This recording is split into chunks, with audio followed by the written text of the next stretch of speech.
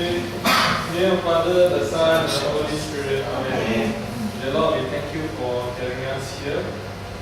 Lord, may you send your Holy Spirit down upon us in this time, where we'll be able to spend this time with you.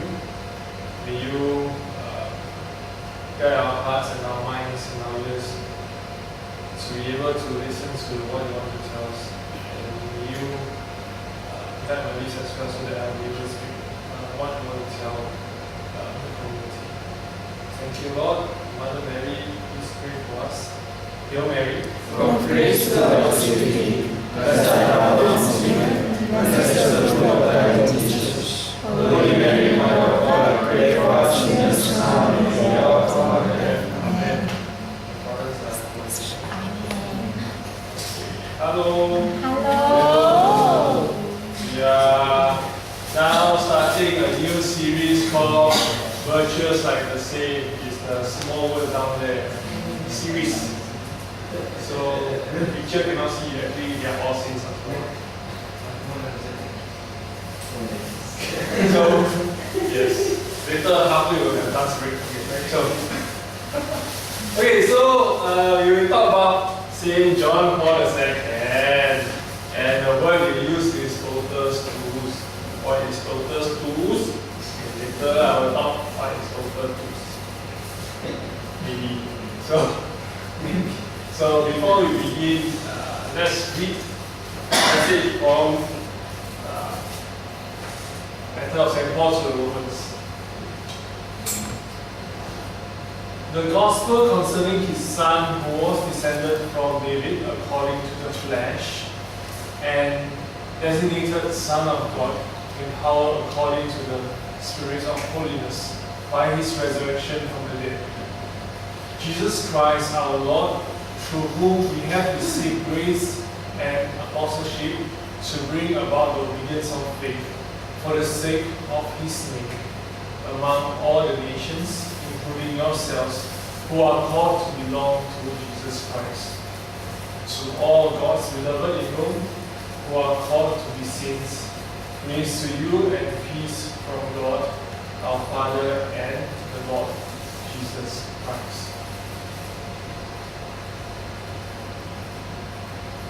The word of the Lord.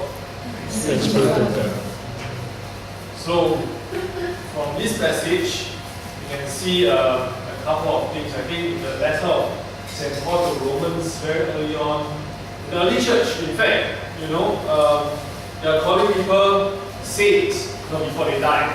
And that's a common thing. People who are Christians are called saints. So, in a way, we can take this as, when it comes to our modern context, you're all called to be saints, right? It is said that the Lord, gives all of us the ability to become saints, and it is up to us to respond to this call to become saints, like those in the early church. So why saints, right? Why are we talking about saints? So why this series come about? So after a long while, for those who have been here for a very long time, there was once upon a time talking about saints. After a while, we decided to talk about saints. But why come back to saints? Actually, saints are also people like us, They are people who are already died, okay? So the dead people are called saints. So people who are very holy when they are alive, they are not called saints yet in our modern understanding. Why are dead people in companions of dead? Because we believe saints are not actually dead. They are actually with God, right? So who can be called saints? People who have live a very heroic life of heroic virtues, and after that, the church will study about their life and find that they have lived heroically, and before they become saints, they have to have 2 approved miracles, which are examined by people who usually it's a medical miracle, is being examined by doctors which are Christian and non-Christian. And once it's really examined that it is miraculous and not by natural causes, then they are being canonized as saints. In short, okay. So saints can be companions of the journey, right? Not everyone, or There's no two person who is exactly alike in the spiritual journey, right? We are all very different in our spiritual journey. So, in a way, we are called to look at saints in that way as well. We can take certain things from the saints. Right? For example, if I look at Saint Joan of Arc, Saint Joan of Arc during that time, she was called to be a saint. She was called to defend France. Pick up a weapon by several saints. In fact, appeared to her and say, take up and go to this the prince of France and tell him that I want to defend the Lord wants to fight for France. So how does that make sense to me? Singaporean man who actually went NS, but then that doesn't make any sense to me as well. Yes, you have to go to NS, whether you like it or not, whether God tells us you go NS or you have to go, right? Law says, or else you go to prison. But when you look at the life of Saint Joan of Arc, you can see that what really sticks out, right? It's really her trust in God, that God will call upon a young girl like her to do great things like that. It is something unbelievable.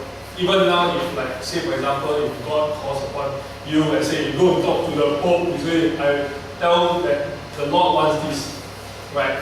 And you're like, why you call me? I don't want to do God, for somebody else, But Saint Joan of Arc was like, she was very obedient and she really listened and she trusted. Her heroic virtue is really the trust in the Lord.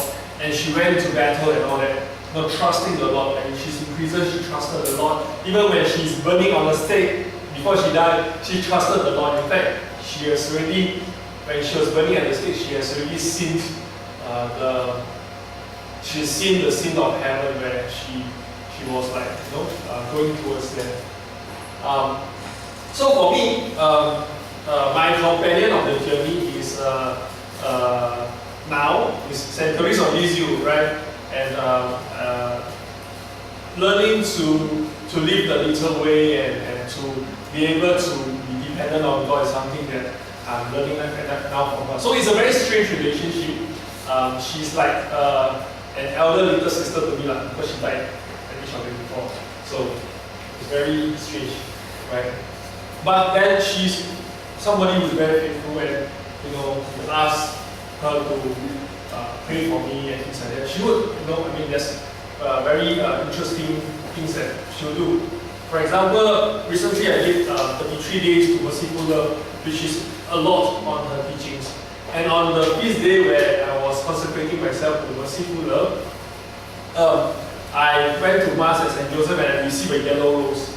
And the yellow rose is very symbolic of St. Teresa of Lisieux. And it was really like, a very clear sign of that. She's telling me, hey, I'm actually here. I'm not like some imaginary figure that somebody put up, but she's there in a way that I cannot see. Yeah. So, they are friends. You can ask them to pray for you. Usually that's the way that you ask them. Say for example, if if we have we don't really know the saints, right? Like when Gwende is the feast day of Saint Teresa of Avila. We might not know her very well.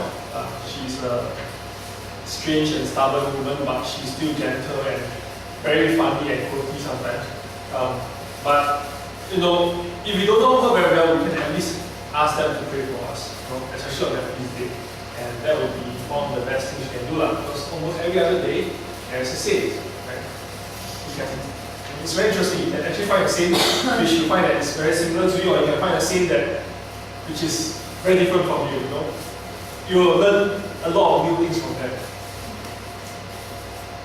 And we can see that it's very interesting.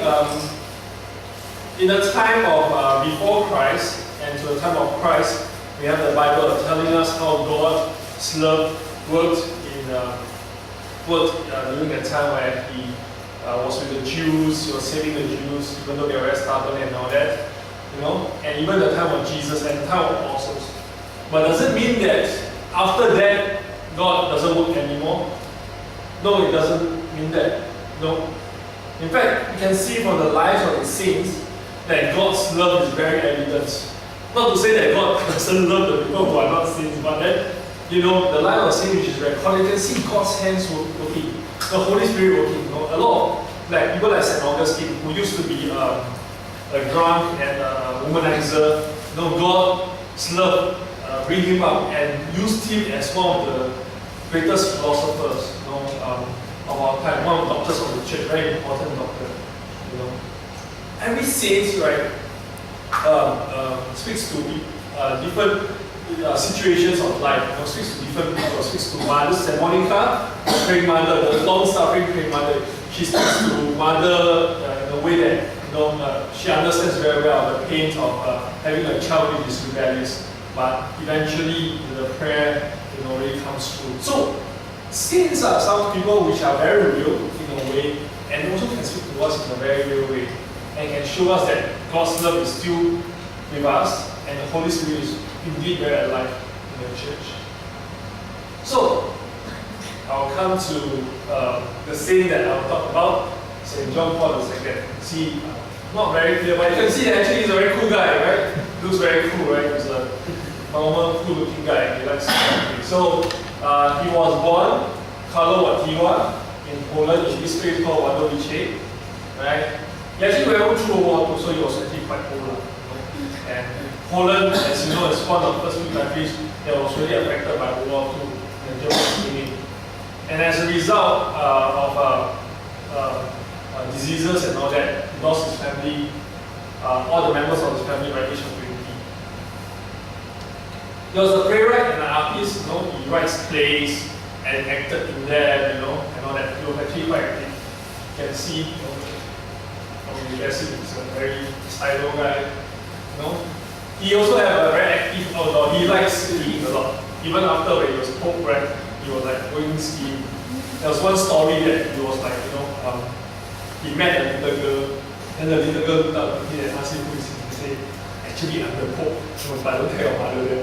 Then the little girl was like, very amazed and go and tell the mother. The mother's like, cannot be lah. Then when you see, oh, the Pope is just skiing. So, you know, he does very normal things as a Polish guy. He loves the outdoor, he loves skiing and all that.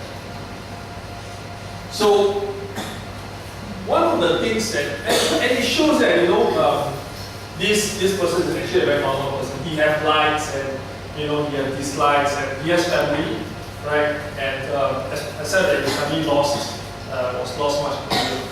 So he is very normal, quite a normal person. He's not floating in the air and all that. But you know, eventually he has God calls him and he continues to live his life. And one of the ways that, you know, one of the things that he is called to is, you know, the youth. Right? He's very attached to the youth and young adults. So he worked with the youth when he started his priesthood. You know, in fact, when he first started out, he actually formed communities of young people that does, you know, that have camping trips and outdoor exercises, activities. So when I was there in Poland during World Day, there was actually activity outdoors. So this is very common for the communities there of young people to have canoeing, camping, cycling, basketball, and all that. So this is the way that, you know, he formed communities through outdoor activities. He initiated World Youth Day in 1985 when he was Pope. You know, he really sought to want to meet the young people. He really felt that, you know, the young people are people that he wants to reach out to, and he really gathers them to one place, you know, every 2 to 3 years, right? And he started this World Youth Day, economic revolution country. So in 1985, and after that, every subsequent year, the gathering of youth, about 1 million, the biggest was 5 million in Manila in 1987. And he says this, right? He's always encouraging young people. He says, it is Jesus who stirs you the desire to do something great with your life. And the will to follow an ideal and the refusal to allow yourselves to ground down by mediocrity. The courage to commit yourself humbly and patiently to improving yourselves and society, making the world more humane and more fraternal. So in other words, he's telling the young people, no, don't just be contented with where you are, right? Don't just like, okay, I'm quite okay, I attend mass every Sunday, I have a community and all that.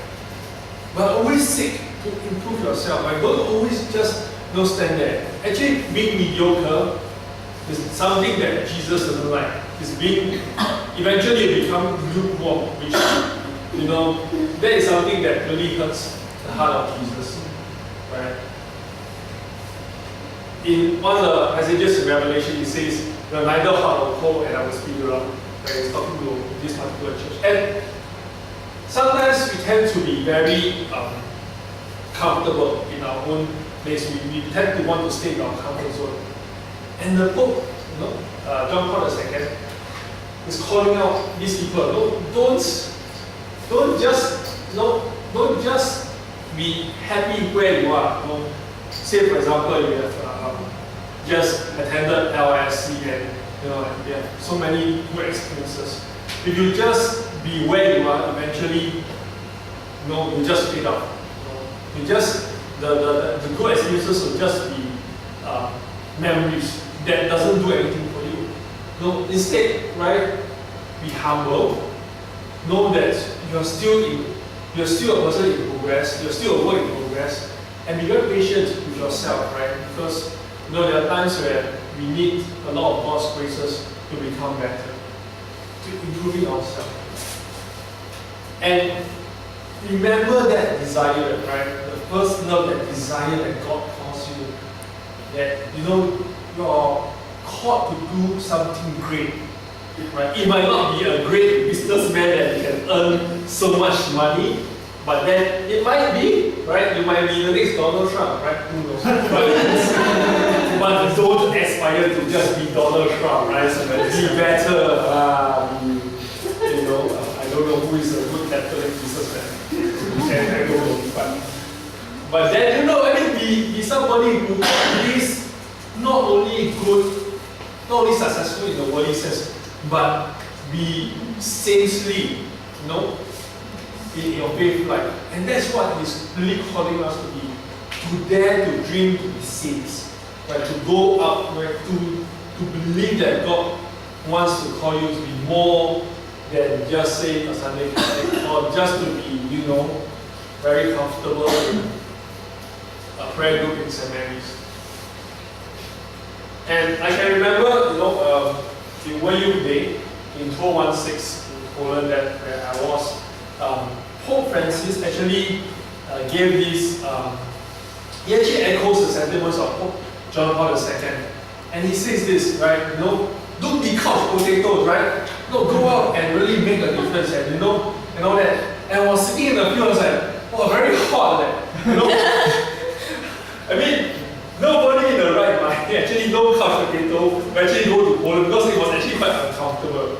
And even though I might look like a potato, but I feel like I'm a baked potato.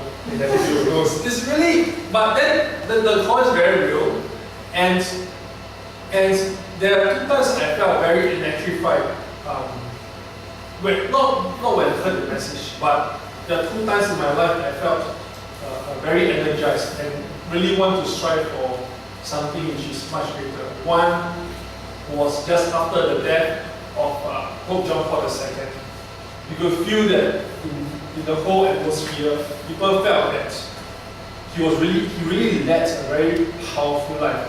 He didn't allow Parkinson's disease, all that drooling coming out from his mouth and all that, to make him go into hiding or that. No, he was still very brave, going for masses. Pope is very busy, they have to go for Easter Vigil, especially Holy Week, Easter Vigil, Station of the Cross and all that. And with this condition, he's still going down with 2 persons holding him. And he's still going through the whole very tough regime. And it really shows in his life right? At his old age, he's still not willing to give up. And that is really showing us very visibly how heroic he is. Right? He's not afraid to show the world that he's been physically infirmed, that he needs help, he has no control over some of his body functions and all that. And he's still very brave, going out and doing his work as a pope. And during that time, after he died, there was a sense that, I think a lot of people felt, I want to become a priest. Just like John Paul II. And I really felt that because that was how great his life was, That was how powerful he is. And the second time I felt, I shouldn't waste my life and I want to strive to become more than I was after World Youth Day programs, where I think when you go into Poland and when you go into, and where I went to the hometown of Pope John Paul II, you could really sense that the power of having a World Youth Day from a person who started World Youth Day from the place of his childhood. There's just something that I cannot describe. The Holy Spirit come down really strongly on all the youths there, who felt very powerfully that they really want to do something more. And that's all the very harsh conditions of the World Youth Day, where you don't sleep comfortably, you are baked under the sun and you walk long distance. But a lot of people are still very enthusiastic. I met a lot of people there who became very passionate, or who are very passionate about singing God. Even though it was very inconvenient. Everybody is still very loving and caring towards each other. And that was something that I felt that only God can draw. And that's really the legacy of Pope John Paul II, calling and drawing the people there. And I believe he's still calling and drawing a lot of young people with the magnetism of what World Youth Day is showing to the world. So, another aspect of Pope John Paul II that he's known for is that he's very close to Mother Mary. He actually has a consecration to Mother Mary at a very young age, at the age of 12, right? And he do it daily. And only when he did it the fourth time, he felt that, wow, this is something really very powerful and very good. I think I only do it one or two times. I still can understand the full power. So, but he really felt the consecration to Mother Mary very powerfully. When he did it fourth time, I think in his 20s or 30s. He has a special love for Mother Mary, so much so that his motto when he was a cardinal and he was a pope was the same. So it's Totus, Tuus. So what does it mean? Totus, Tuus is Latin for totally yours. It comes from the prayer that he does. He says, I belong entirely to you, and all that I have is yours. I take you for my all, O Mary, give me your heart. Right? So this is really the relationship he has with Mother Mary.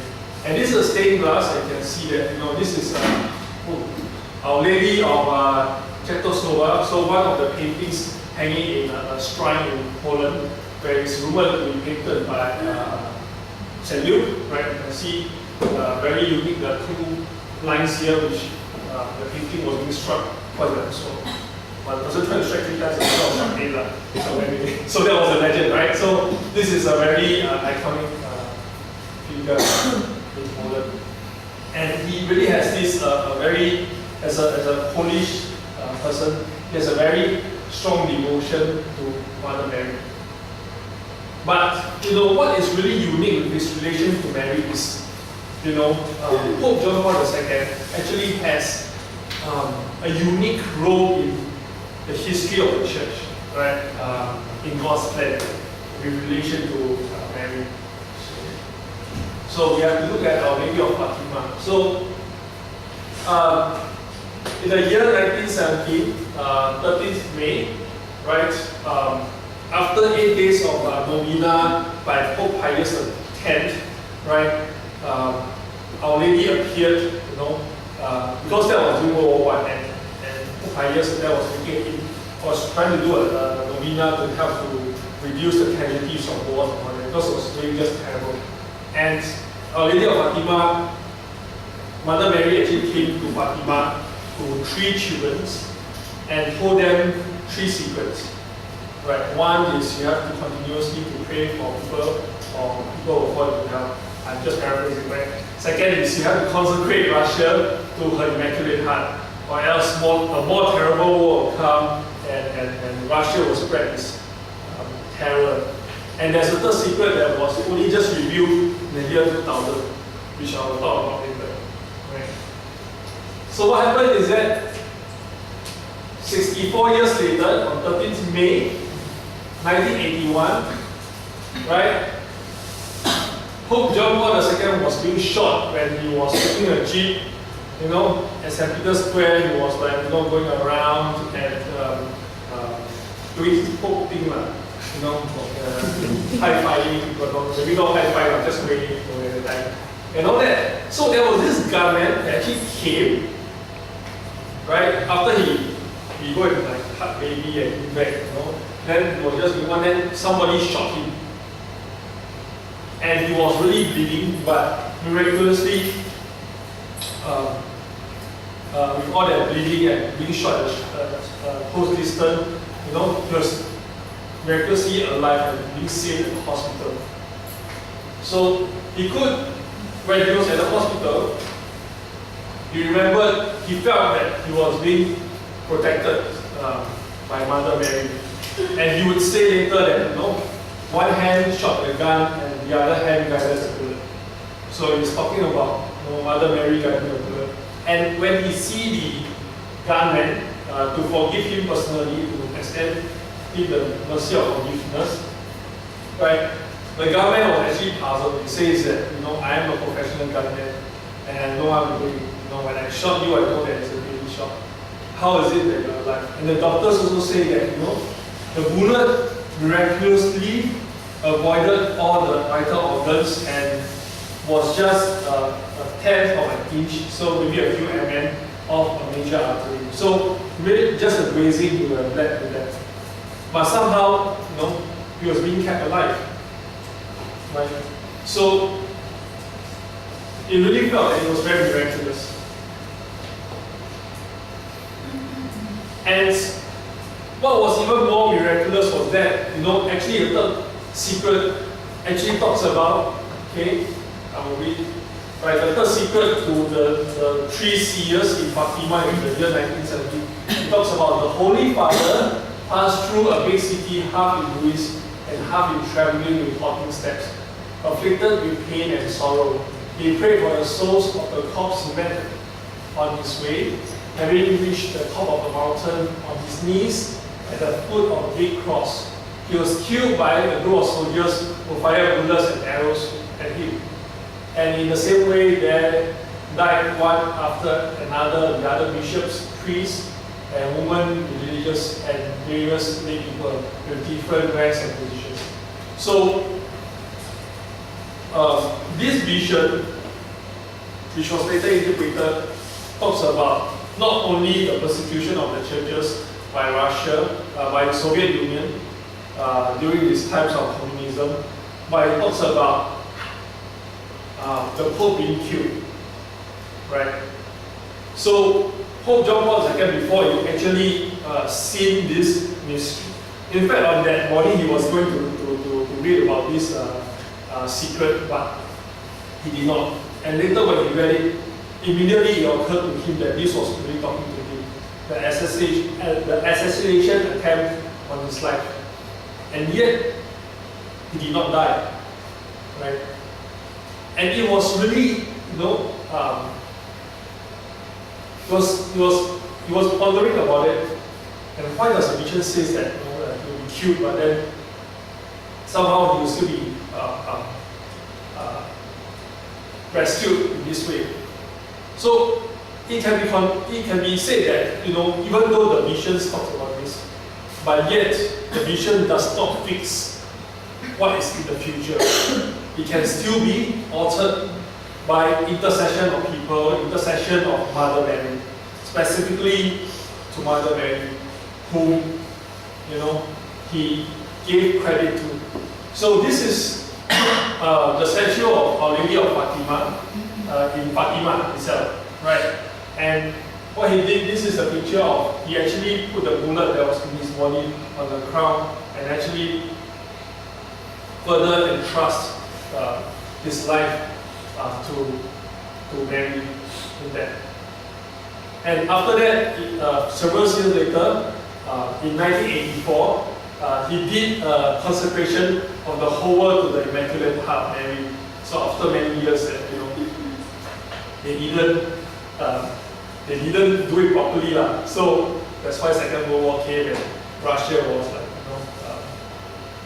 spreading this communism around. But eventually, when it was done, right, John Paul II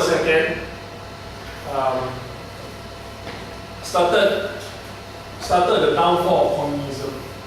So what he did was that in Poland, which was under the influence of the communist Soviet Union at the time, he started empowering this movement called the Solidarity Movement.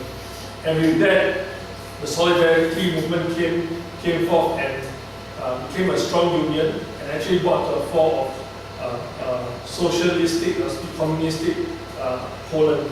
And from there, things like there's the fall of the Berlin Wall and also the dissolve. After a few years later, in 1991, Soviet Union was dissolved into Russia.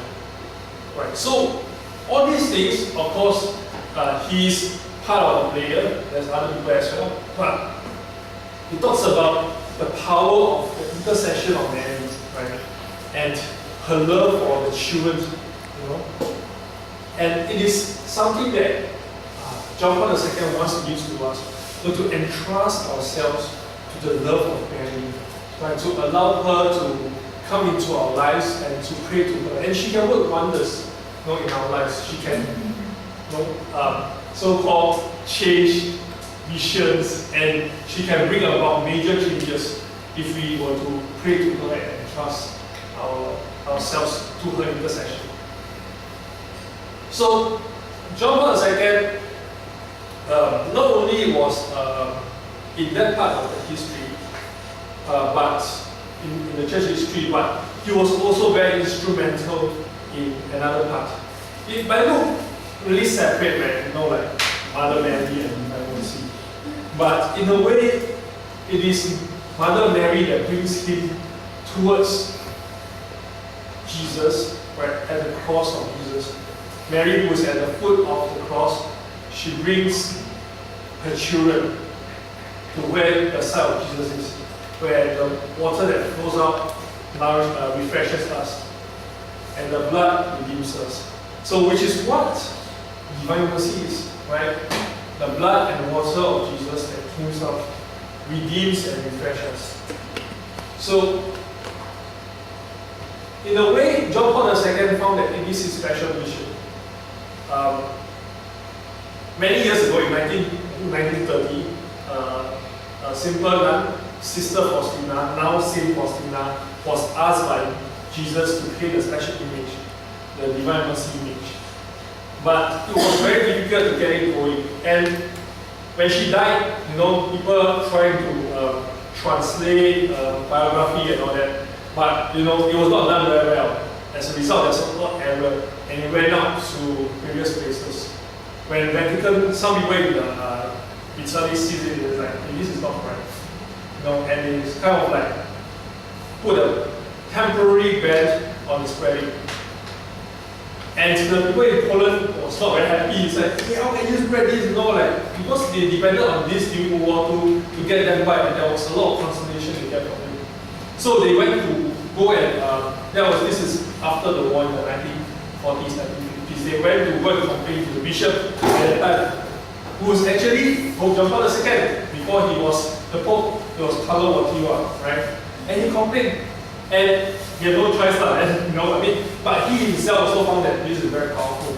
And he himself worked, right, with other colleagues to get it ratified and all that. So soon after several ratification, after that, I think in the 1960s, the ban was lifted, and it was found that it was worthy to be spread. So that's where the Divine Mercy was slowly spread across the world. But that was not the end of it, right? Because Jesus told Sister Faustina at that time that I want a day to commemorate my Divine Mercy.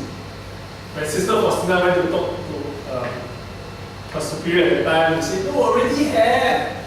Then she went to tell Jesus, "Already have." Just say, "Nobody know the day." So you have to do a day. So Pope John Paul II found it to be his personal mission to actually establish the Divine Mercy Sunday. So on the same day in the same year, where it was the year 2000, the special jubilee, where Saint Faustina was officially canonized, he established the Divine Mercy Sunday. And on that day, when it was being established, there was a lot of people, there was a lot of celebration. In fact, Sister Faustina, when she was still alive, she actually saw a vision of this. She couldn't understand what this is. She saw some televisions and all that. She couldn't understand. But it was all written in the autobiography that she really seen the vision of this. And it has really happened. And Pope John Paul II was the one that actually, propagated and spread this in the world in a worldwide manner across the church. And there was also another entry in her autobiography that she says, as I was praying for Poland, I heard the words, "I bear a special love for Poland." So this is from Jesus. "And if she will be obedient to my will, I will exalt her in might and holiness. From her will come forth the spark that will prepare the world for my final coming." So the spark, a lot of people will understand, part of it is John Paul II. Right? So this is really very important for Jesus because it is to prepare for his final coming. So this is inside the autobiography of Saint Faustina. So John Paul II has this very interesting and very important role, right? To bring about the knowledge of the love of God, right? God wants to give the mercy to the world and to tell them that, come to me, right? And repent, and I will give you the mercy. I cannot give you the mercy if you don't want it, you don't come to me. And I want to give you that mercy, right? Prepare the world for my coming. I don't know where that part. So he is very instrumental. And he actually spoke to a doctor, who actually examined the miracles of Saint Faustina, and found that, and he told him, in private, that was really the happiest day of his life, because he found that he has already accomplished the mission in his life, that Jesus wants him to do, which is to propagate the Divine Mercy devotion to the world, and to let the whole world know of God's mercy. Right. And he says, right, and I think it's something really that we need to note. Those who sincerely say, "Jesus, I trust you," will find comfort in all their anxieties and fears. And I found this to be true, right? It's not you just say one time, 2 times, right? You need to meditate, to allow it to go into your being, so that you will learn to trust the mercy of Jesus. And for us, because we are people we are affected by original sin, that's why we need to teach ourselves again, once again, to trust in the love of God, to trust in the mercy of God. So, if you do this regularly, I find that this is very true, because I've done it many times, where I find that, in times of anxiety, it really helps me to put my trust in the Lord. And if you do this regularly, it will really help to build your faith and your trust in the Lord as well. Okay, in summary, So, to tell yourself that, yes, you can come out of mediocrity, right? And to strive for the heights to be saints, right? How do we do it? We cannot do it ourselves. We have to trust our Mother Mary to help us, to bring us to the side of Jesus. And once we have His divine mercy, we can be assured that we'll be with Lord and we can become saints in that way. Right. Okay, that's all.